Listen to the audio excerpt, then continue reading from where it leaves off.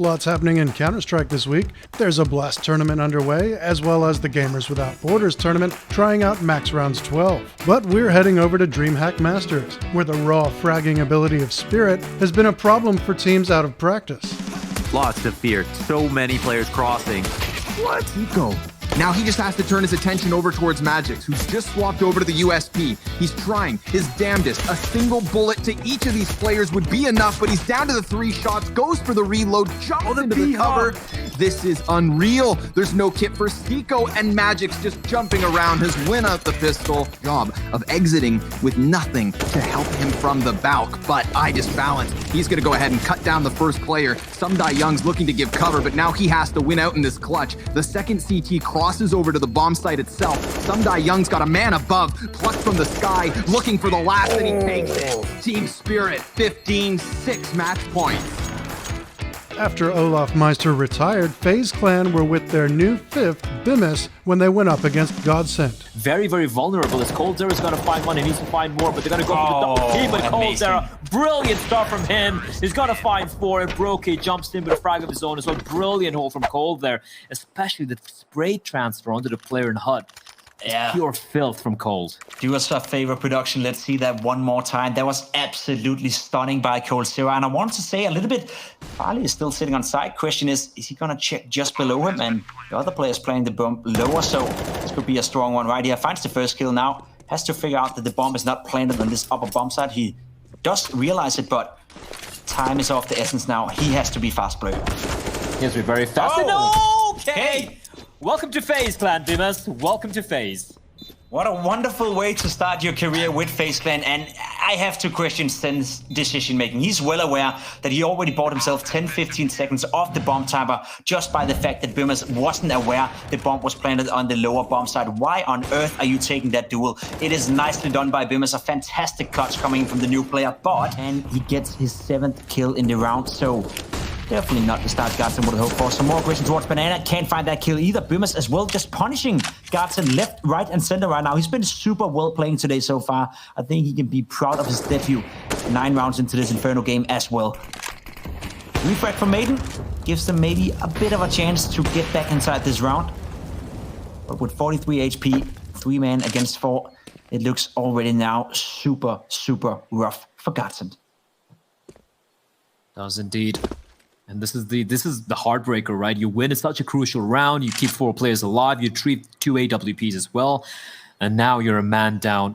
And that might be sending Madden over towards that B bomb side. If Zen gets taken down, this could be it, but they might not be expecting him to be holding this angle. He can easily find a couple of kills, finds one, looking for more, and it's going to be Madden, in fact, who gets the kill onto Nico, leaving it all on Brokey. Tech 9 in hand, he gets a dink in, he gets the kill. 18 seconds on the clock, bomb drop. He still has to pick that one up. He's going in for the kill, offbound. He's looking for the frag. 13 seconds, but in the smoke, Madden's going to no-scope him, and that's going to be Godsent winning the round. That looked very scary, Pimp, but somehow they hold on. Then that's going to call for the play here. If both of them get taken down, it's going to be rough, but Nico's going to find Crystal, and the information conveyed. They haven't dropped on down, and it's going to be Madden who's going to actually get the kill. If he won't be expecting rain, is he? He's going to clear it out, though. That's a massive double kill from Madden. And Coldzera's nearby, but it's so very low, and it's a brilliant flashbang at Madden. He even has time to turn back around, switch over to the Deagle, and catches Cold. Coldzera had a strong night so far. Can he find the first one? He can. Doesn't find the second one. Brokey does, though. Finds a kill, gets back on towards the side. Well played by the youngster on FaZe Clan. Smokes himself off, goes for another kill through the wall. Absolutely fantastic by Brokey. Backup coming in from Bimas, and now it's a 1 versus 2. Stuko has the bomb in hand, has a smoke, puts it down straight away, and the aggression is coming in straight off the bat from FaZe Clan. Stuko is well aware, though. I think he heard him find the first frag as well. Doesn't find Nico, takes him down through the smoke. And as we were talking about, Blur, this game just keeps on delivering. 14-14, all even, and the money is not looking good for FaZe Clan. This is going to be a scrappy buy. Of course, Nico can drop one. And now Rain and Coldzera, 2 of the 3 seasoned FaZe veterans left in this clutch. You know there's a man in CT.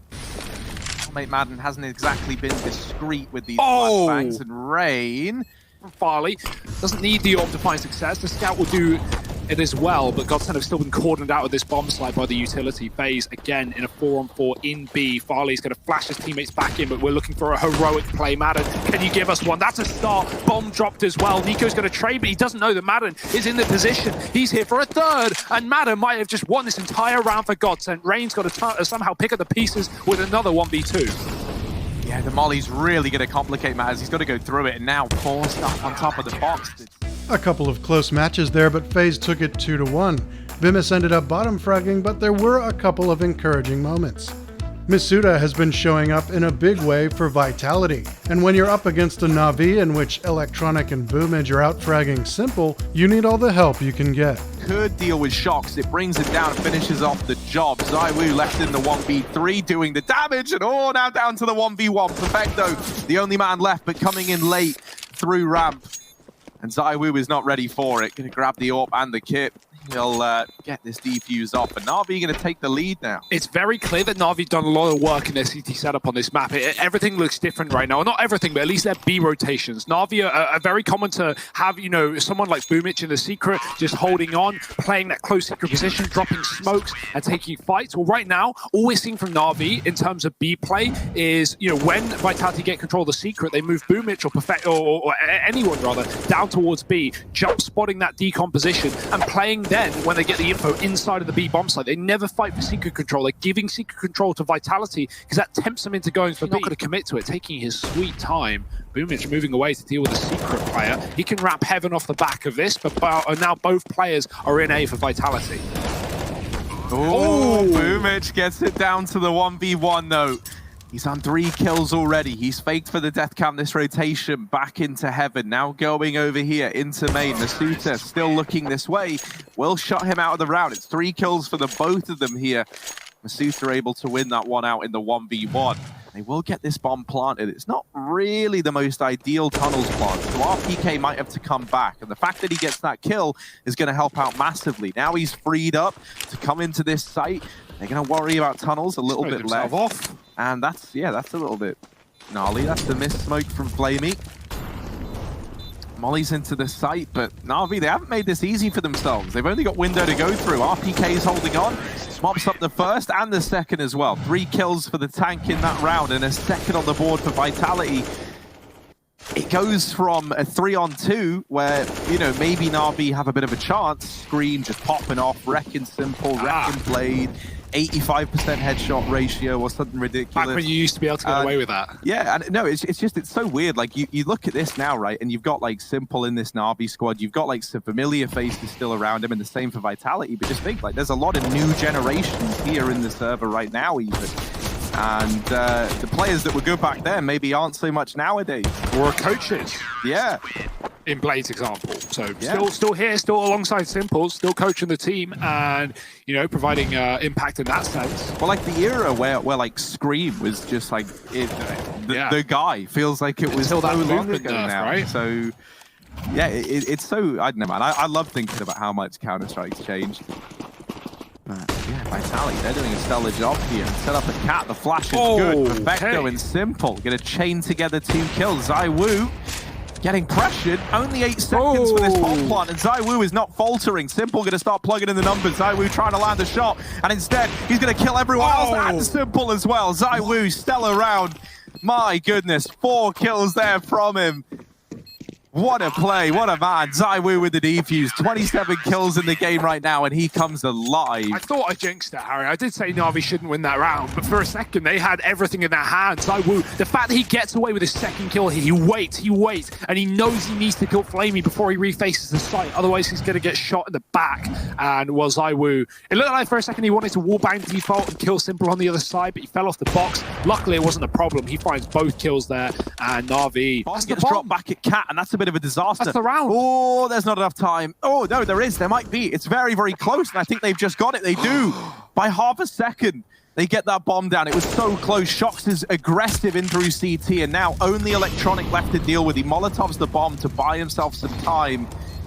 Nade to follow, but Shox is just holding an electronic tagged up early on in the round. The nade could have finished the job. Shox is going to throw it in. Bye-bye. Electronic gets deleted, and there's the defuse. Vitality, they get a 14th on the board. Well played by Shox in the 1-on-2, and a stellar double from RPK. Unfortunately, on the side of Vitality, this could be cleaner for Perfecto. He's got to clear this corner, though, not looking at it. Mizuta swings and looks to do damage, but whiffs on the shot. RPK with a gun, and with a chance, takes a player off of the bomb, and Flamey now running out of seconds, has to stick it, or it's a loss. RPK, he's already locked in the round. Excellent work from Vitality. ZywOo with 3, RPK with 2, and we lose the Glocks.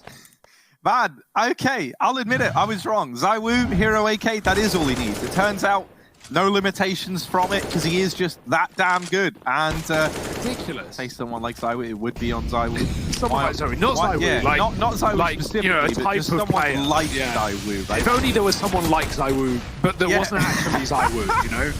Masuta, let's see, he got tagged through the wallbang early on, and this round is a slaughter. Na'Vi, they keep it under wraps, they keep this B site under lock and key. Look at the bank accounts on Na'Vi right now. Everyone has so much money. They're fine. They could literally just be buying up these AWPs time and time again. They could be bringing double AWP setups into play. They're not losing these bank accounts before the half comes to a close. One big problem for Vitality right now on this T side is every time they've executed, they've walked into a stack. They've walked into 3 players pretty much every time, right? Even on those rounds where they forgot the bomb and Na'Vi have like 4 players outside is pretty empty right now. And Na'Vi is just going to commit with 25 seconds. Mizuta on the swing gets 1 doubles, triples, and Mizuta shutting it down. 4 kills off of 1 spray, 1 mag, 1 guy, and he puts Vitality on 7. RPK, I think, found 1 kill in that mix, but yeah, nice mode out from Mizuta. Both Na'Vi and Vitality would go on to beat NIP and ENCE in straight maps. Over in the US, 100 Thieves were finding their legs in the tournament, beating both Gen G and Cloud9, and when it was time to face EG, they were given a tougher match. They do take down a body, and Breeze looks to grab himself another, but no. It's another excellent flashbang from Stan. This time, Tarek is able to take off ahead, and they're just looking for these last 3 frags, all coming in from the same direction. Stanislaw and Tarek each grabbing themselves 1 more. It's all on Gratisfaction, and he's down. 3v5 in the pistol. Awesome stuff from EG. 1 Molotov to rule them all. That one from Stan was perfect on Jacob. It allowed Tarek to open up the site completely. The patience seemed to have paid off. He could have taken that bomb into the site too early on the lurk and lost Jacob, this is hard, but he still got it. Unbelievable pistol play. 100 Thieves puncturing through the scoreboard. Oh my god, Jacob rescuing them from the depths. How tilted would they have been to lose another 3v5? And it seemed so likely. You know, brought to you by the fact that, of course, Jacob has to get every kill by himself. Yes, they only had pistols, but they were saving armor and recycling it, and still couldn't help him out. They got onto the site, and Breeze looked like he was about to have one of those mid-rounds that he always has. Somebody's going to have to go back and really make sure short is clear. 15 seconds left. Gratisfaction, he's going to get pinched, and Breeze has his hands on the Galil.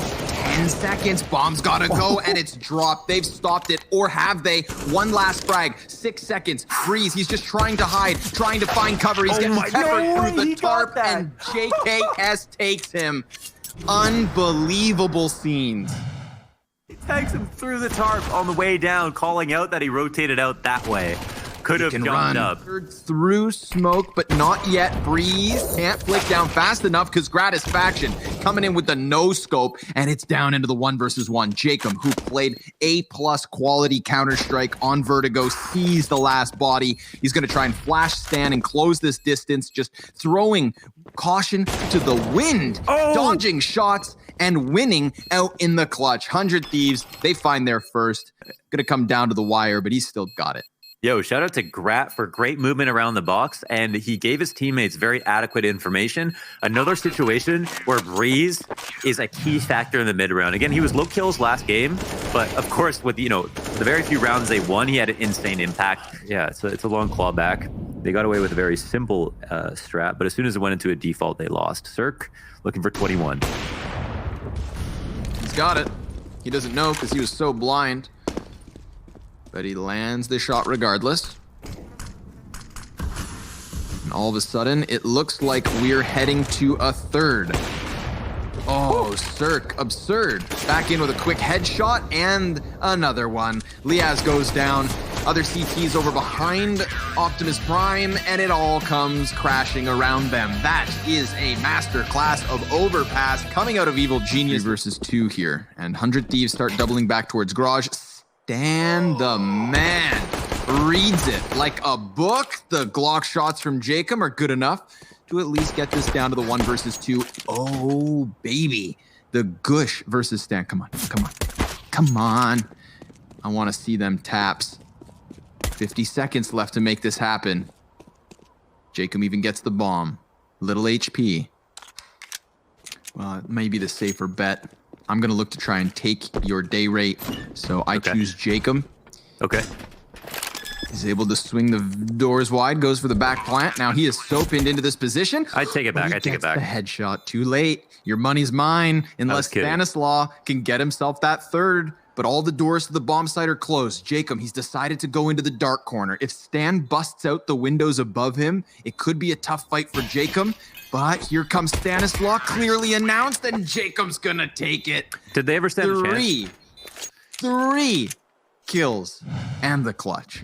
The 1v3, 309 ADR on this map. After this, a beautiful round from Cirque. Nice shot here from Stanislaw.